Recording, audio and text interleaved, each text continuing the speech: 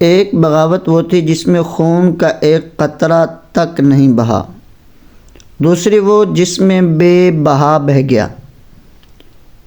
دونوں کے نتیجے میں حکومتیں بدلیں، نظام بدلے، لوگ بدلے۔ آج کی ویڈیو بہت ہی اہم ہے۔ آپ سے گزارش ہے کہ اگر آپ چینل پر نئے ہیں تو ویڈیو مکمل دیکھنے سے پہلے چینل کو سبسکرائب کر کے بیل آئیکن کو لازمی پریس کریں تاکہ ہر ویڈیو آپ تک بروقت پہنچ سکے۔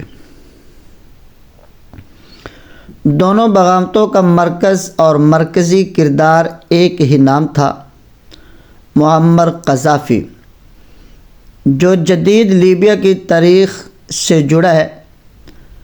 قذافی نے لیبیا کی ایک بغاوت شروع کی اور دوسری بغاوت ان پر آ کر ختم ہوئی۔ 1 ستمبر 1969 کا دن تھا۔ اس روز لیبیا کے حکمران شاہ ادریس بیرون ملک تھے۔ بظاہر سب کچھ معمول کے مطابق تھا، سڑکوں، دفاتر اور گھروں میں زندگی رواں تھی۔ اچانک فوج کے 70 آفیسرز ٹینکوں سمیت بنغازی کے علاقے میں نکل آئے۔ ان کی قیادت 12 فوجی افسران پر مشتمل ایک ڈائریکٹوریٹ کر رہا تھا، جسے RCC کمانڈ کونسل کا نام دیا گیا تھا۔ معمر قذافی اس ڈائریکٹوریٹ کے ایک رکن تھے۔ RCC نے ایک ایک کر کے سرکاری اداروں کا کنٹرول اپنے ہاتھ میں لینا شروع کر دیا۔ کارروائی کے دوران ہی فوج کے دیگر اہلکار بھی ساتھ مل گئے۔ ایک کے بعد دوسرا دفتر فوج کے کنٹرول میں آتا گیا۔ صرف 2 گھنٹے کی کارروائی میں لیبیا کا تمام انتظام اس RCC نے سنبھال لیا۔ حسن بن رضا، جو شاہ ادریس کے خاندان کے ایک اہم رکن تھے اور ان کے جانشین کے طور پر دیکھے جاتے تھے، ان کو دیگر شاہی امراء کے ہمراہ حراست میں لے لیا گیا۔ معمر قذافی RCC ڈائریکٹوریٹ کے ایک رکن تھے۔ اس تمام عمل کے حوالے سے عوام کا کوئی رد عمل سامنے نہیں آیا۔ اس کی ایک وجہ یہ تھی کہ حسن بن رضا نے تمام شاہی اختیارات چھوڑنے کا اعلان کرتے ہوئے عوام سے اپیل کی کہ وہ بغیر تشدد کے نئی حکومت کو تسلیم کر لیں۔ شہری علاقوں کے نوجوانوں نے شہنشاہیت کے خلاف بغاوت پر جوش و خروش کا مظاہرہ کرتے ہوئے فوجیوں کو باقاعدہ خوش آمدید کہا اور پھر استقبال کا یہ سلسلہ دیگر علاقوں تک پھیل گیا۔ RCC نے ملک کی آزادی اور اسے خود مختار ریاست بنانے کا اعلان کرتے ہوئے لیبیا کے نئے نام لیبین عرب ریپبلک قرار دیا اور تمام عوام کو یکساں حقوق دینے کا اعلان کر دیا۔ بظاہر تو یہ ایک دن کی کارروائی تھی، لیکن اس کے پیچھے ایک طویل منصوبہ بندی تھی۔ فری آفیسرز موومنٹ 1942 میں سرت میں پیدا ہونے والے معمر قذافی بنغازی ملٹری یونیورسٹی اکیڈمی اور برطانیہ کی رائل ملٹری اکیڈمی سے تعلیم حاصل کرنے کے بعد لیبیا کی فوج میں کیپٹن کے عہدے پر بھرتی ہوئے۔ معمر قذافی وہ پڑوسی ملک مصر کے صدر جمال عبد الناصر کی بغاوت کو آئیڈیالائز کرتے تھے، جس میں انہوں نے بغاوت کرتے ہوئے اقتدار حاصل کیا تھا۔ تاہم لیبیا میں بغاوت کا ماحول بنانے کے لیے قذافی کو باقاعدہ مہم چلانا پڑی۔ انہوں نے فوج کے اندر ہی فری آفیسر موومنٹ شروع کی۔ چونکہ ان کی شخصیت میں کرشمہ اور قیادت کی اہلیت موجود تھی، اس لیے وہ جلد ہی فوج میں اپنا پیغام پھیلانے میں کامیاب ہو گئے۔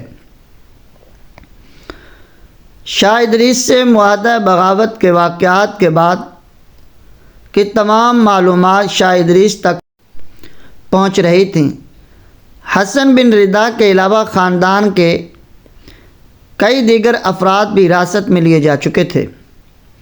شاہ ادریس کو اپنے خاندان کے افراد کی فکر تھی، انہیں صورتحال کی نزاکت کا بھی اندازہ تھا، اس لیے انہوں نے پڑوسی ملک مصر کے صدر جمال عبد الناصر کی وساطت سے RCC کو پیغام بھجوایا کہ مسئلے کا حل نکالنے کے لیے مذاکرات کیے جائیں۔ 1969 میں جس روز بغاوت ہوئی، لیبیا کے حکمران شاہ ادریس بیرون ملک تھے۔ محمد قذافی کے گروپ کی رضامندی کے بعد جمال عبد الناصر کے ذریعے مذاکرات کا سلسلہ شروع ہوا۔ شاہ ادریس نے یقین دہانی کروائی کہ وہ کبھی وطن واپس نہیں آئیں گے، جس کے بعد فریقین میں ایک معاہدے کے ذریعے شاہ کے خاندان کے تمام افراد کو مصر جانے کی اجازت دے دی گئی۔ شاہ ادریس مصر میں مقیم ہو گئے اور 1983 میں اپنی طبی موت مر گئے۔ نئی حکومت کا قیام 7 ستمبر 1969 کو RCC نے اعلان کیا کہ وہ نئی حکومت کے قیام کے لیے کابینہ تشکیل دینے جا رہی ہے۔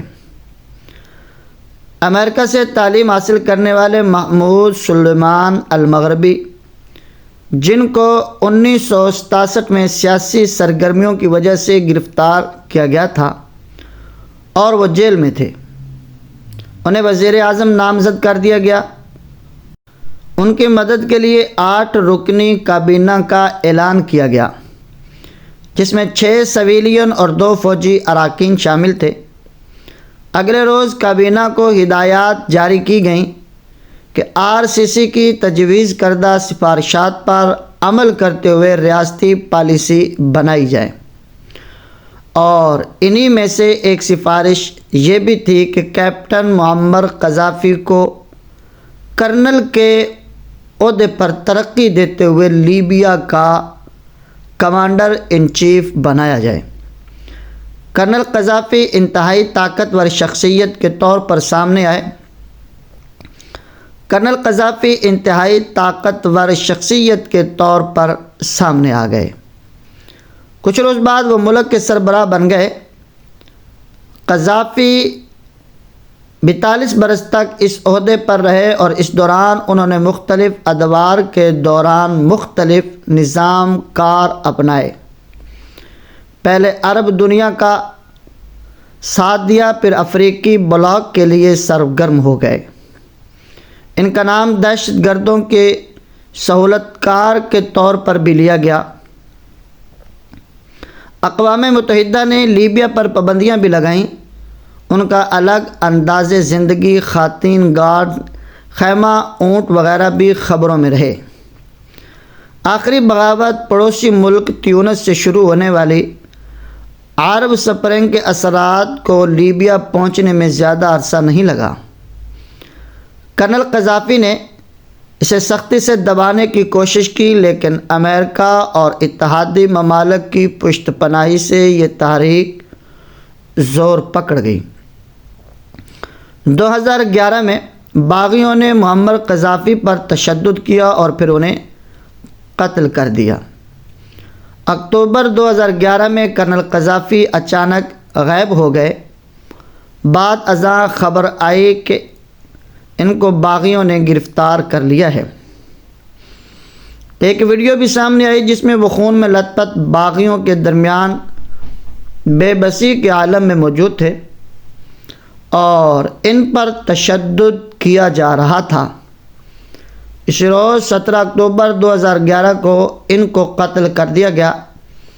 یوں ایک بغاوت کے ذریعے منظر عام پر آنے والے کرنل قذافی دوسری بغاوت کے نتیجے میں منظر سے ہمیشہ کے لیے روپوش اور غائب ہو گئے۔ ہسٹوریکل پوائنٹ کے معزز قارئین و سامعین، ہماری آپ سے ریکویسٹ ہے کہ اگر آپ ہمارے یوٹیوب چینل ہسٹوریکل پوائنٹ پر نئے ہیں تو چینل کو لازمی سبسکرائب کر کے بیل آئیکن کو پریس کریں تاکہ ہماری ہر آنے والی ویڈیو آپ تک بر وقت پہنچ سکے۔